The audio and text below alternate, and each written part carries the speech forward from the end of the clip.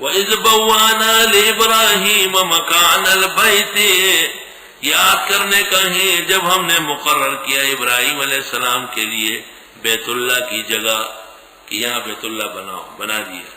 اللہ تشرک be شیئا، شریک نہ ٹھہراؤ میرے ساتھ کسی کو، وطہر بیتیا، صاف ستھرا رکھیے میرا گھر، للطائفین، طواف کرنے والوں کے لیے، والقائمین، قیام کرنے والوں کے لیے، والرکع سجود، اور نماز پڑھنے والوں کے لیے۔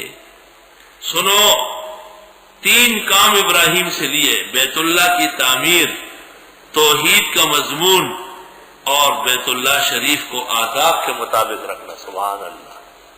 موحدین کا فرض ہے کہ ان کی درسگاہیں صاف ستھری ہو، ان کی مساجد مقدس ہو، کوئی مٹی، کوئی تنکا، کوئی کاغذ، پلاسٹک نظر نہ آئے، خبردار۔ جب بیت اللہ کی تعمیر مکمل ہوئی تو رب العزت نے ابراہیم علیہ السلام سے کہا وَأَذِّنْ فِي النَّاسِ بِالْحَجِّ، اعلان فرمائے لوگوں میں حج کا۔ ابراہیم علیہ السلام نے کہا مولا کریم کوئی ہے ہی نہیں۔ فرمایا چڑھ جا کعبے کی دیوار پر، اور ایک روایت میں جبل ابی قبیس پر اعلان کرو۔ ابراہیم علیہ السلام کعبے کی دیوار پر یا جبل ابی قبیس پر چڑھ گئے، اور مؤذن کی طرح انگلیاں کانوں میں ٹھونسی، یا ایھا الناس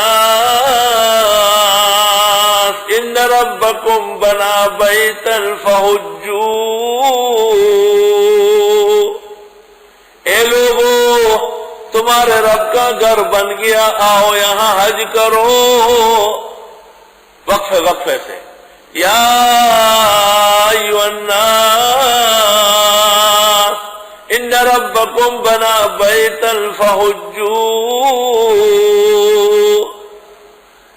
ابراہیم علیہ السلام نے کانوں میں انگلیاں ٹھونس کے آواز دی، اور یہ آواز عالم ارواح میں روحوں نے سن لی، اور یہ آواز ماں کی چھاتیوں میں اور باپ کی پشت میں مادے نے سن لی۔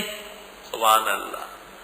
علیک البلاغ وعلینا الحساب، کہتے ہیں جس کی روح نے ایک دفعہ کہا لبیک، اے خدا کے پیغمبر میں حاضر ہوں، بالکل آؤں گا، اس نے ایک حج کیا۔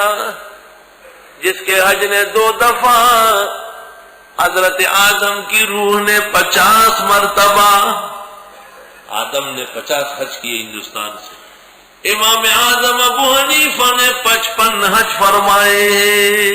اللہ۔